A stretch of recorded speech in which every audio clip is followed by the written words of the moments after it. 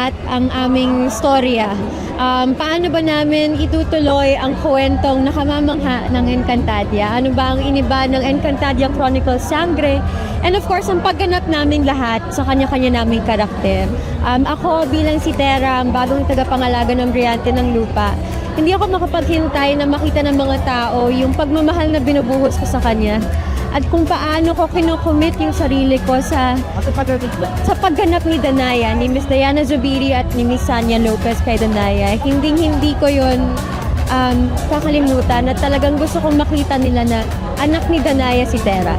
Yung storya na itutuloy ang Encantadia pero ibang-iba to. So yun din, hindi kami makapaghintay na may pakita sa inyo yung bawat karakter namin. The world of Encantadia will go through its worst era ever. I will destroy their spirit and ruin their lives. Ganun. Oo nga, nakakagigil ka din ni Tema. Pero excited ako na makita ng mga Encantadix natin yung kumbaga tinaas kasi ni Direk Mark ang standards when it comes to visuals, effects.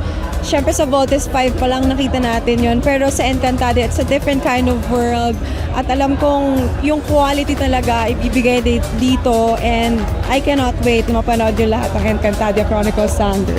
Gusto ko lang idagdag na tama yung sinabi ni Faith na pinagmamalaki din namin dito yung kung gaano ka improved yung version ng Encantadia na to ngayon.